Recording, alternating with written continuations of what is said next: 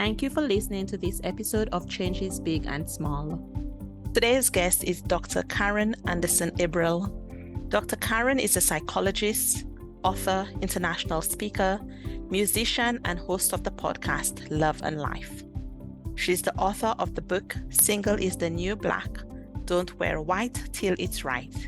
Listen to today's episode to learn some strategies that you can use to overcome negative thinking associated with dating and relationships and to show up as an empowered woman. You can connect with Dr. Karin on Instagram at dr.karin or on her website loveandlifemedia.com. Welcome to Changes Big and Small, Dr. Anderson Abrell. Thank you so much for having me, Damien. It's a real pleasure to join you. To start, I want to talk to you about empowered dating. If people go to your website, lifeandlovemedia.com, they can sign up to receive the Empowered Dating Playbook, which gives lots of great suggestions and hints of how people can think about relationships and approach dating from a more empowered perspective. So when you talk about empowered dating, what does that mean to you? It's all about recognizing what you have to offer. And that's really about honoring yourself first, which is about knowing who you are. So having a clear sense of your identity, your values, what makes you you, because when we understand who we are, we better understand who we will partner well with. And too often we're approaching dating from what I consider to be a very disempowered perspective, which is, I need somebody to feel better about myself, or I need someone to complete me. It's all these really bad movie lines from great movies, but bad movie lines that really lead women to believe that without partnership, they are lacking, they're less than. And when we step into that identity, then we're prone to just be with anybody just to have somebody. And that can get us into really poor relationships that aren't empowering for us or the other person. And we want to avoid that through this empowered dating mindset approach. On a previous interview, one of my guests talked about the fact that if both your cups are full, then you can pour into each other's cups and maintain that fullness at the same time, which I really liked that way of thinking about it, because it's not like somebody's going to complete you, which means that somehow you're not completing yourself. Right. Exactly. I love that metaphor, that imagery of two full cups. I say to my community often that we want partnership. We desire partnership. That's very natural. It's part of how most humans are wired to desire partnership, but we want to approach it from a place of desire and want, not from need. And so like your other guest was saying about two full cups, we're both fully formed humans and we don't feel incomplete or anything along those lines, but we do desire partnership and we want to walk hand in hand instead of one person dragging the other along or the other person going, I need you clinging to this person because if you're not with me, I don't know who I am or what I'm about. That's a very disempowered way to experience relationships. So one of the things that you bring up in your playbook and that you talk about on your podcast, which is Love and Life, is how you gather information from people and the importance of getting to know the person that you're dating. What are some of the strategies that men and women can use to get to know the people that they're dating, to gather this information that's so important? One of the first things that comes to mind when you ask that is to slow your roll. We can get so excited about someone, and oftentimes we will meet someone, have a couple good dates, and we start planning a future with this person who, let's be honest, after 5 hours on one date, if you have a nice long first date, but maybe you only had a couple hour first date, after just a handful of hours, we can't possibly know this person. I think it was one of the comedians, I don't know if it was Chris Rock, someone said, when you're dating the first several months, you're not dating the other person, you're dating their representative. We all are bringing our A game, which is great. We should bring our A game, but we need to watch this person who we're getting to know. We need to watch their actions, not just what they say. We need to see them in multiple contexts, in multiple scenarios.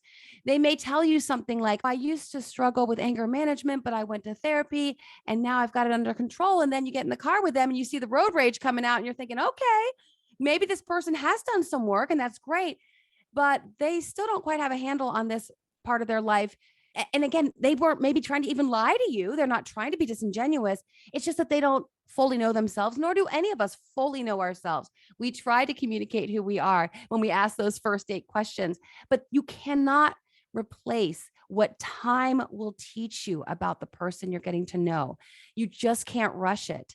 And I see that so often with women in my community where they start to even project. And again, they're not meaning to do this, but we project onto someone. We see, oh, wow, he's so kind with dogs, for example. I bet he'd be a great father. He'll be great with kids. Well, sometimes those two qualities generalize from pets to children. Sometimes they don't. We can't make these assumptions about someone. So my first word of advice for what you're asking is to really just take your time. You can rush a good thing and sabotage it, actually. The other thing that I want to pull out from what you just said is when you slow down, you can actually know what's really happening. Because Yes. often we get into these romantic ideals of what we hope this relationship to be or what we want it to be. And we can convince ourselves that this is what Yeah. we're actually experiencing when that's not the case at all. It happens so often. I know I've experienced that where I just got ahead of myself. I was excited. The butterflies are flying around, and that's a beautiful part of the process of falling in love. I've heard it put this way, follow your heart, but take your head with you. When it comes to head and heart, there's always that tension, but I believe we can really fall in love with someone with the full intensity of the emotional component and also fall in love with them intellectually and reasonably and rationally. I don't think that we have to think, oh, if I'm too much in my head, it won't be romantic and sexy. No, it will be. And in fact, it'll be a stronger connection if you are getting to know this person on that rational level as well. Yeah, and I think a lot of the rushing also is around fear of being Yes. single, fear of being alone, fear of not finding exactly what you want, or even fear of it being too late, because those are some of the messages that we get from friends or family who may be well-meaning, but make us feel that there is this urgency, and we buy into this sense of urgency. That's so well put. And you've experienced it. I mean, like Mhm. you said earlier, which of us hasn't? I think many of us has Yeah. at different times in our lives. So what do you want to say to the women out there who are afraid of being single? Yeah. Well, I can speak to this on a very personal level. Damien, you know that from my story and from listening to my podcast that I almost married the wrong person because of that sense of urgency. I was 30 when I met him. Those milestone birthdays can really do a number on your head. You think, oh, my friends are engaged or married, and maybe a couple have children already. And now looking back, 30 is so young to me. But at the time, it felt like this wasn't how my life was supposed to play out. I was supposed to be married or at least dating someone seriously at this age. And I'd had several years of a dry spell where nothing had a couple dates here and there, but nothing was really materializing romantically. So I got caught up in that urgency. And like you said, well-intentioned, well-meaning friends and family might say something like, well, maybe you're too picky. And so you start internalizing some of those messages that feel off, down deep that you're not being too picky. You just want a strong, great relationship. You don't want some mediocre connection. You want something really extraordinary. But yeah, from my story, I did fall prey to that and met a guy who's a really wonderful guy, really great guy, very driven, smart, ambitious, accomplished, loving, loved me very much, would have made an amazing father, but just wasn't that full connection that we desire. And I tried to make it work for 4 years, actually. And then 2 months before we were supposed to be married, I called it off. So it's that urgency that you put so eloquently. From my personal experience, I know how easy it is to fall into it. And it makes me sad because I think when we start to internalize those messages, what we're doing is starting to doubt ourselves. And getting back to what we talked to at the beginning of the episode, starting to doubt what we have to offer, starting to doubt if what we believe could exist does exist. That fear creeps in, as you put it. So, yeah, speaking to urgency, what I would encourage women to do is to listen to programs like yours, like mine. My book is all about that, about staying strong amidst those single shaming messages that are all too ubiquitous out there. And again, I don't think that people mean to be hurtful. They really think they're helping you, but what they're doing is telling you essentially, hey, what you're aiming for, this really beautiful, solid connection that you're firing on all cylinders with this person, what Dr. Robert Sternberg calls a consummate love, where you have that romantic connection, you have that friendship, you're best friends with your partner, and you also have that deep commitment. that consummate love isn't available to you. Like they're saying that in some way. It's not for you. It's for other people, lucky them, but not for you.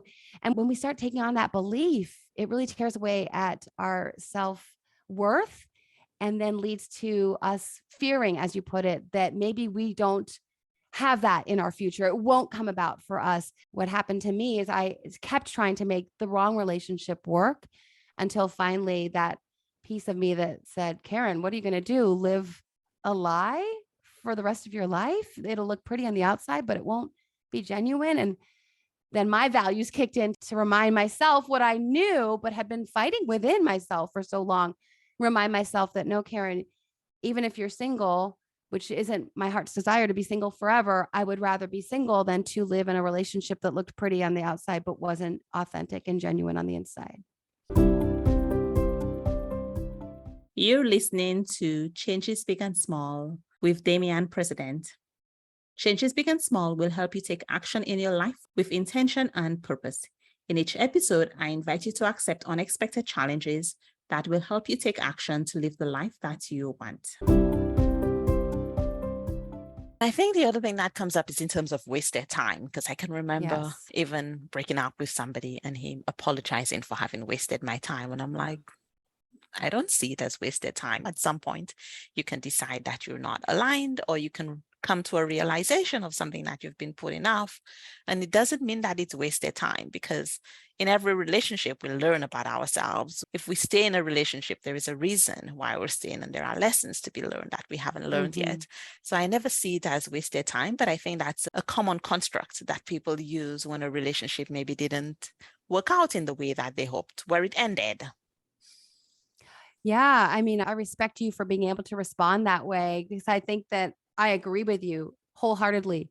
But I'll be honest, there have been times when I thought, all that time I wasted with you and now you broke up with me, or even beating myself up then, which is another way to go, and which I did quite a bit after calling off my engagement. Oh my gosh, I wasted 4 years of my 30s. And I think the time factor for women in particular is because of the biological clock, which wasting, I'll put it in air quotes, 4 years of your 30s when you do desire to be a mother. That's easy to get into that self flagellating and blaming yourself, which I think comes from a place of trying to take control.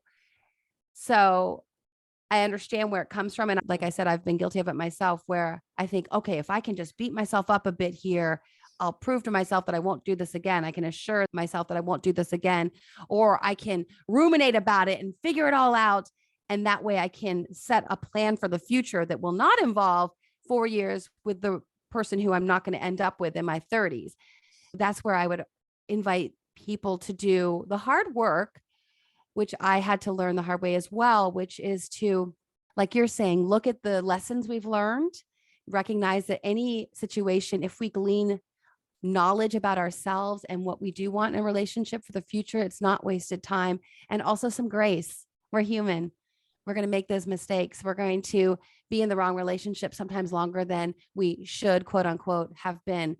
And I don't know that it's very useful for us to beat ourselves up about that for too long. Now, as a psychologist, and you used to be a psychotherapist as well, and you're also steeped in cognitive behavior therapy. That's the modality that you tend to work with. Yes. If people are ruminating or are caught in some of those negative self-talk cycles, what are some strategies that they can use to get out of that? Yeah, there's two of my favorites. They're both cognitive approaches, but they take a little different angle at what to do. Now, my preferred modality, what I use on myself all day, every day, is REBT, which is Rational Emotive Behavior Therapy by Dr. Albert Ellis. And this is just like it says, rational. So you start getting into those thoughts, the ruminating, as you mentioned, the negative thoughts, and you start to challenge them and dispute them. One that comes up for a lot of women in my community, and I struggled with at times too, especially when I called off my wedding at 34 and then was back in the dating scene. And then when I hit my 40th birthday and I was not yet in partnership and had broken up with a couple other people and had been broken up with. The one that can creep in is, since I'm alone now, I'll be alone forever. And we can do what Dr. Ellis encourages us to do as empowered women who are cerebral and we're in our heads a lot. Anyway, if we're going to be up in our head, we might as well do something useful up there. And we can dispute these irrational beliefs because it's clearly irrational that just because you're not dating someone today, that means necessarily you will not be dating anyone tomorrow, the next day, next year, and next decade. It's completely irrational. People meet the love of their life every day. And so you get in there, and I share that actually in my Empowered Dating Playbook for anyone who wants kind of a roadmap of how to really dig into this. I like it because as a former academic, after I was a psychotherapist, I was a professor teaching some of these strategies, but again, using them on myself along the way. I like it because it gives you like a worksheet to go, okay, here's this irrational belief that's really troubling me. And here's how I can get after it, get in there, dispute it, and replace it then with an empowered, rational belief. It's like an exercise. We have to exercise our cognitive muscles, much like we exercise our physical muscles. We get in there with that irrational belief and we dispute it, challenge it, replace it. And then when we catch ourselves the next morning, we wake up and we're back to our old ways. We catch ourselves with that irrational belief and we go, nope, I've got a new empowered, reasonable, true belief that I will choose to replace. And we do that time and time again until it becomes more automatic. Now, that's a very get in there, put up your dukes and fight with yourself kind of thing. I'm done being irrational. Another way to go about it is what Dr. Stephen C. Hayes calls ACT, acceptance and commitment therapy. He's been on my podcast 2 times and has shared this with my listeners and my community. This is where you go a little bit more detached, a little bit more zen. It's still a cognitive strategy. You notice this voice in your head saying, well, you're going to be alone forever. You're going to be alone forever.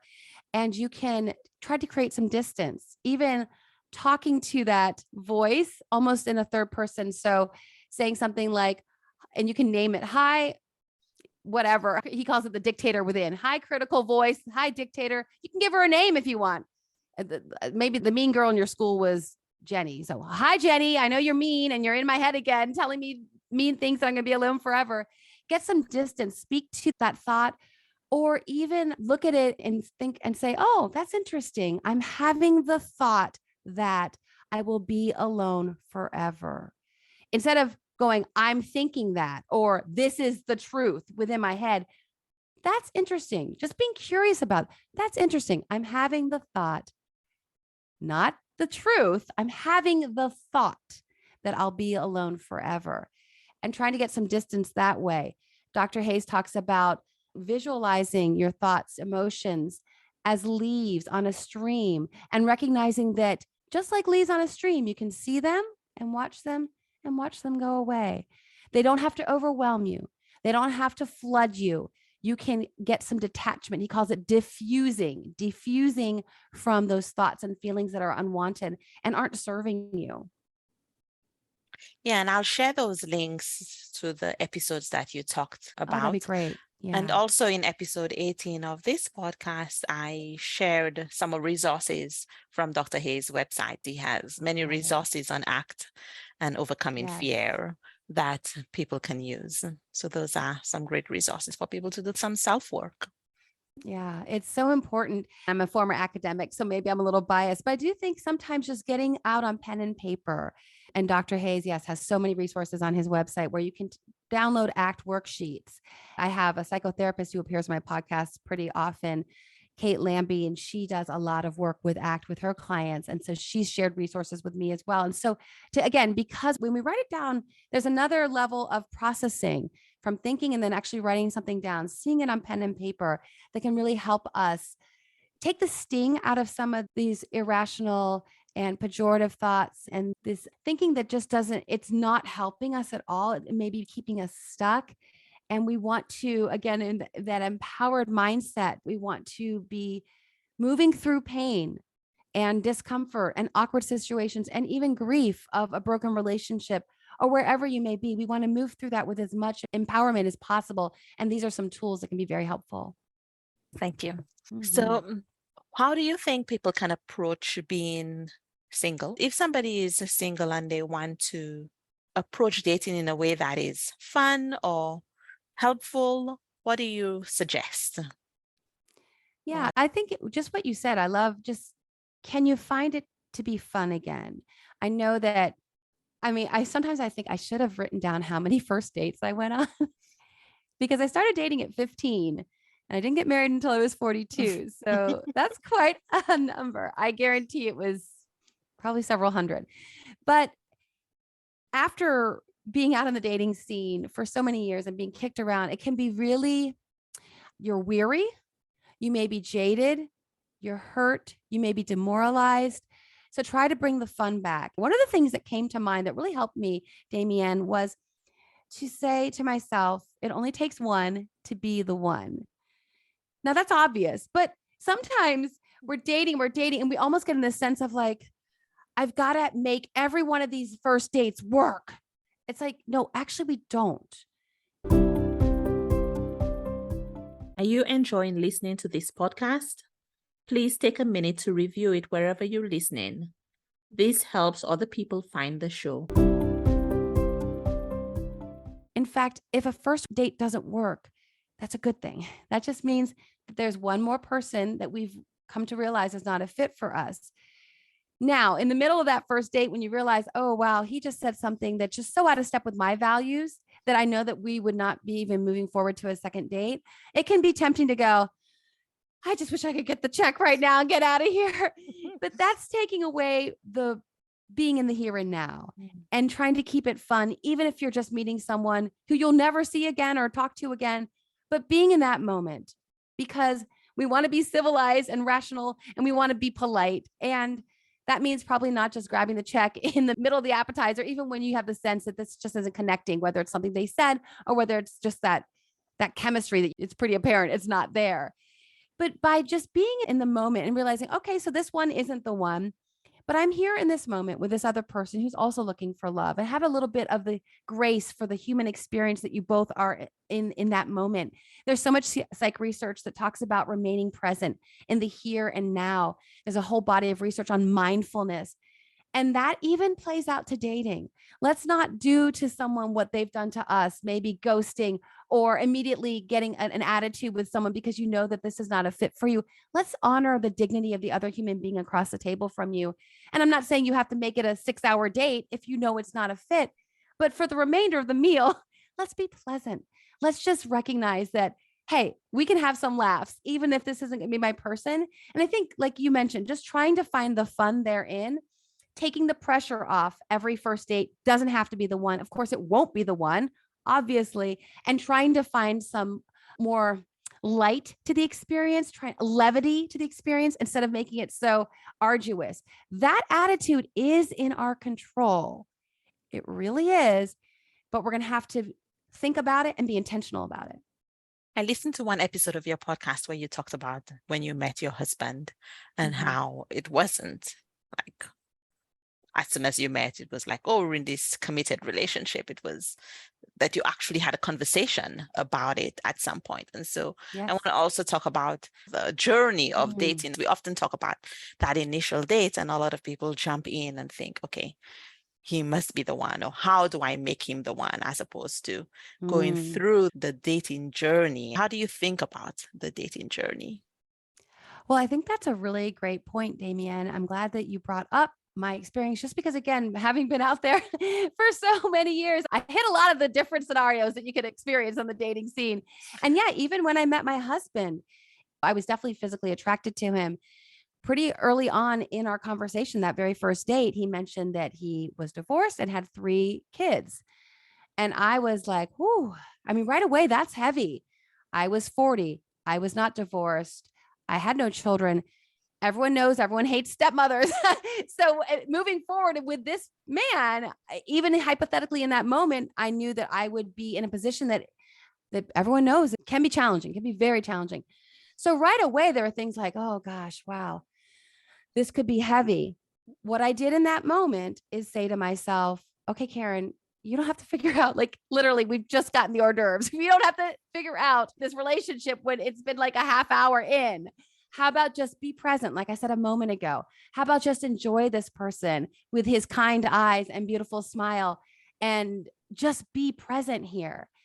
And to your point about pacing, I will say, as we were dating, I was still dating other people. So was he.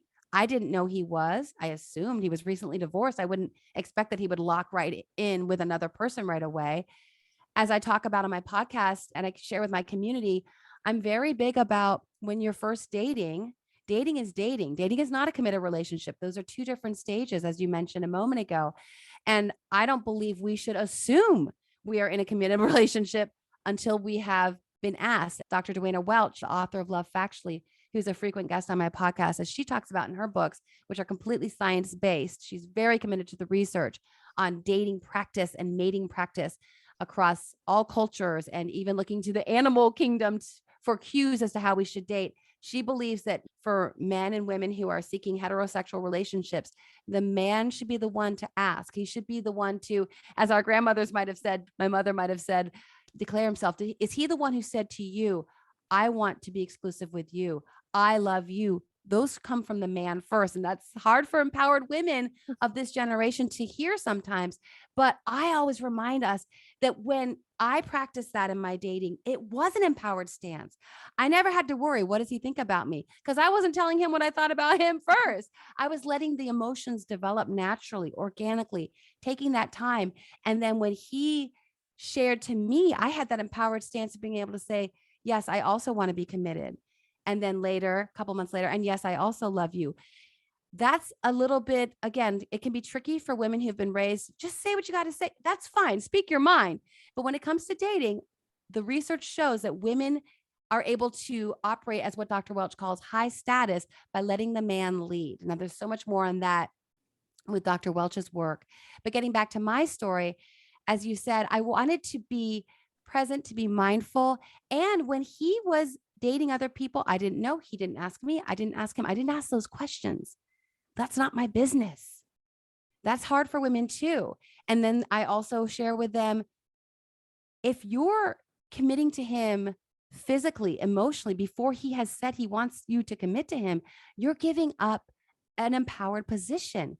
He shouldn't have access to all your time, to all your energy, to your emotions, to everything that's going on with you, to your personal life. He shouldn't have access to your body. That's putting things in a faster pace, and you will feel then more anxious. I have a lot of women in my community believing that they have anxious attachment.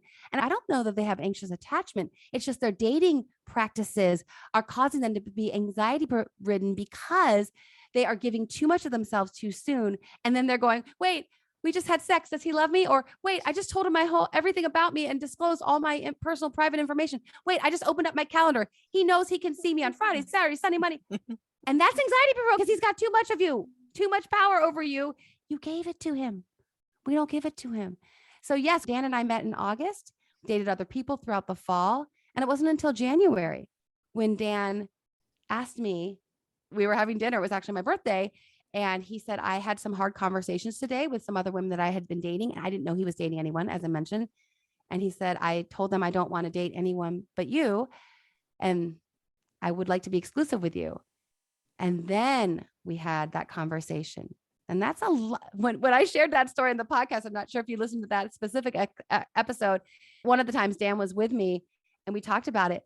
I got a lot of feedback / pushback from my community. Really? They thought that took way too long. They couldn't possibly take that long. And I thought, well, I will admit that, Dan was recently divorced. And of course there were children involved. So I thought it was prudent for the children's sake as well, not to be trying to rush something for dad and mom to divorce. And then all of a sudden there's this new woman that dad's very serious about. That I didn't feel that was right for the children to have to go through that. So I wanted to be respectful of them, but also without children, even I would have taken my time. I didn't want to be a rebound girl. How do I know I'm not a rebound girl? I can only know if we take the time. And if I don't give him too much of me. Women, they struggle with that because they want to be like, if I feel it, I just want to say it. And I think, how about you say it to your girlfriends and wait a minute, bite your tongue when you're with him so you can maintain that empowered stance. And people go, I don't want to play power games. I don't want to play these games. It's not playing games. It's maintaining your self-respect, your self-discipline, and your empowerment. So I think what some people might then ask is, okay, well, we've been dating for 6 months, 8 months, a year, and he hasn't said anything yet. Then what do you do? The physical comes into play, and that can be actually a very useful tool. I mean, really, we can use it because I don't know many men that are going to be hanging out with a woman for 6 months or a year and not trying to have some some physical encounters. That's where we can keep our boundaries up. And if he's talking about he would like to move things forward physically, or even when you're in the midst of a physical moment, and I know we have to keep our wits about us, because if we really want to have this more empowered practice of dating, we need to make sure we're not getting into a situation where we get in over our heads physically as well, because we have our urges too. It sounds so calculated when I say all this. I don't mean to say that we don't want to be excited and overcome with the romantic passion of it. Of course we want that. But that's why we have to have these strategies in place beforehand. And Dr. Welch talks about it. Again, I recommend her work highly because she's got some great scripts. I'm borrowing from her work. But when he says something like, well, I was thinking maybe you'd spend this weekend. You could say something like, well, just so we're clear, I'd like to spend time with you, but spending an entire weekend with someone, that's kind of something that people do when they're exclusively dating. And we're not exclusively dating, and we haven't had that conversation, and that's fine. You may be dating other people. I'm dating other people. You may or may not want to share all that, but that's an opportunity to say that's a step that couples who are exclusive take. And then leave it at that. See what he says. If he's serious about being with you, he will respect you for having a boundary. Men absolutely respect. He will see that as high status, and he will want more of you because you are giving him a boundary. Again, it sounds like we're playing games here, but men are wired to pursue. I don't want to say the chase, because again, that sounds cliche and it sounds like it's a game.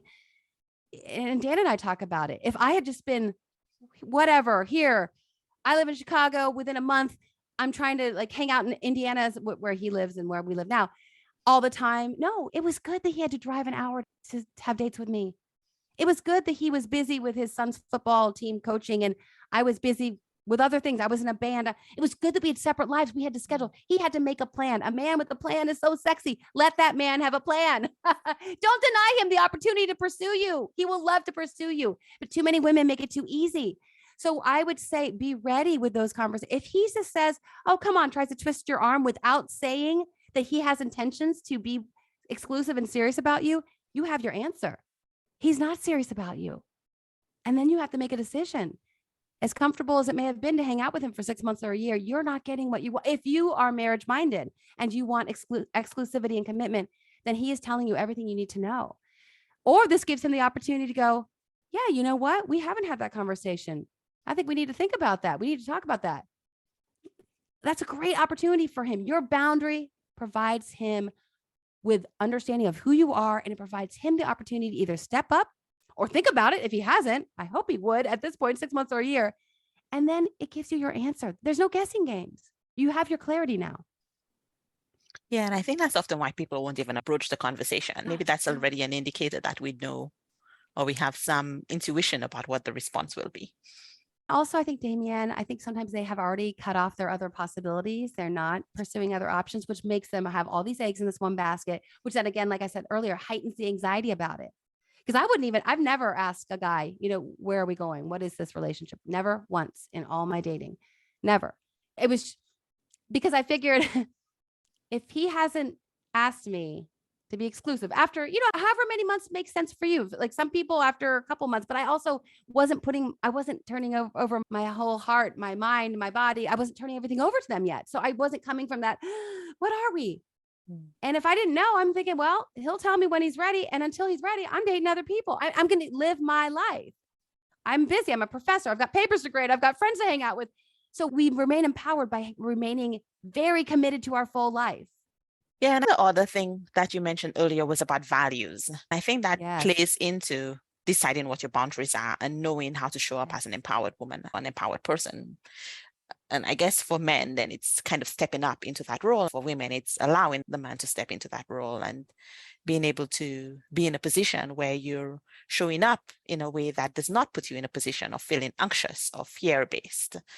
Thinking about values is an important part of this dating journey. And those come up in your episodes where you talk about values. I see you nodding. Yeah, I love values, because having listened and of course ACT is all rooted in our values. We take committed action. Again, acceptance and commitment therapy is Dr. Stephen C. Hayes's modality that he created. And we take committed action toward our chosen values, which helps us move through the discomfort, which helps us stay strong, even though we want to ask that question because I want an answer. My value is to maintain my empowered self-respect. I'm more about self-respect than self-love even. And that's something no one wants to talk about right now because there's so much rhetoric about self-love. But I think self-love can get murky, where self-respect, I want to honor my respect of who I am, my dignity. And I do that by, what's the Dr. Phil saying that's so good? We teach people how to treat us. Let's maintain self-respect and respect for our dating partner. Those values are so key. And I think that they are not often discussed as much as the self-love stuff, or that you got to love yourself first before you meet somebody. And yes, that's all true. But I would say how do I know if I'm loving myself? One of the ways I know I'm loving myself is by honoring my values, even when it's hard. But if I don't know what my values are, I mean, we can say, oh, well, honesty, truth. Yeah. But let's play that out. Let's flesh that out. What do we actually mean by that? Some people say that they value honesty, but they're fine with a white lie. Or if they were dating someone and he was talking about how he'd done some kind of shady business deals, but he made a bunch of money, their value for having a lot of toys and things and monetary gain, that value might trump the value of honesty. Maybe shady business dealings aren't that big a deal as long as the outcome is we can buy another property, another vacation home. When we better understand which values are core for us and then what we mean by that, what kind of behaviors do we need to see to know that we are honoring our own values and that the person we're getting to know also honors their values. And that takes, again, some reflection and some intentional effort, because it's easy lip service. Like we said earlier in this conversation, talk is cheap. And that's why we take the time for someone to say, well, oh, I value honesty. Of course I do. And then 2 months, 3 months into the relationship, you hear about these shady business dealings, or you hear him on the phone. And my husband's a salesperson. There's a lot of pejorative thoughts about sales guys. They're slick and they're trying to just get the deal no matter what. So I was watching that. I come from a family of educators and psychologists and musicians. My father was a college professor. My mother was a teacher. I didn't know much about the business world. My notion of salespeople was that they could be slick. So I watched Dan. When he called a customer and said, yeah, that order will be to you on Tuesday, did he hang up the phone and then go, that's not going to happen? Or, well, next Tuesday, not this Tuesday. No, none of that ever. That gave me so much confidence, because while I'm watching him interact with his business relationships, I'm realizing, okay, if he's true with them, it's a good chance he's true with me. He's honest with me. We learn so much by seeing if those values that someone may have told us on date 2, 3, 4 are actually playing out in their life. They're behaving in alignment with their values. Yeah, I've always remembered this, where a friend was about to get married, or she was dating a guy. I don't remember exactly the circumstances, but I remember her saying that he's not very nice to other people, but he's very nice to her. And that meant that it was okay. And I remember thinking, oh, that's interesting. If I want somebody who's kind, then is it just kindness to me? And then I had to kind of face that situation where I was dating a guy that was very kind to everybody. But that also sometimes meant that I would be last because he needed to be kind to everybody else. And so it's interesting having those different situations and thinking through, what does it mean if I say that I want somebody kind? In what situations? How does that play out in our lives? That's such a good point. And I love that example you provide, because it really is an example of that strength and weakness. So someone who's so kind to everyone, and you admire that and you love that about him. But we need to see also, as you move closer and closer, now, once you're dating exclusively, it's trying to see, are we the fit that can go the distance? Then you want to see kindness. You want to see a bit of a hierarchy, kind to everyone, but also you as the girlfriend should now be moving up in the hierarchy. Maybe not the first 6 months, even. Maybe he's going to have this, still going to be more time for his family and friends. But once you're exclusive, pretty quickly, you should start seeing yourself move up the totem pole of hierarchy, because now we're looking, is this dating? And once we're exclusive, this is preparation for whether we're going to make it in marriage, whether we're going to go the distance. And if you're not seeing that priority, that would be now, shoot, that value is a really beautiful thing, but the way that he lives out that kindness value isn't going to fit for me and for us in partnership.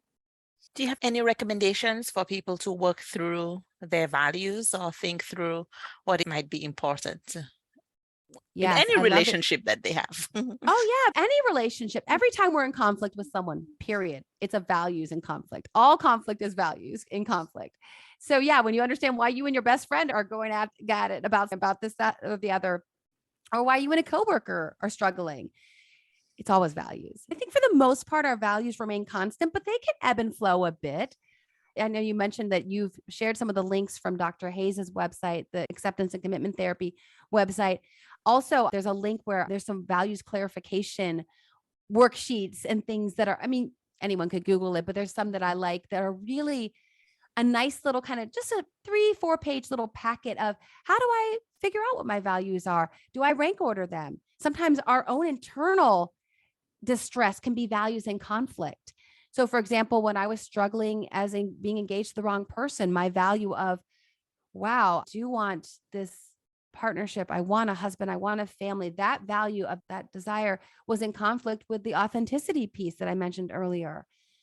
And people, when we're struggling, we're pulled in different directions. It's very helpful to know, well, what value is pulling me in this direction? What value is pulling me in this direction?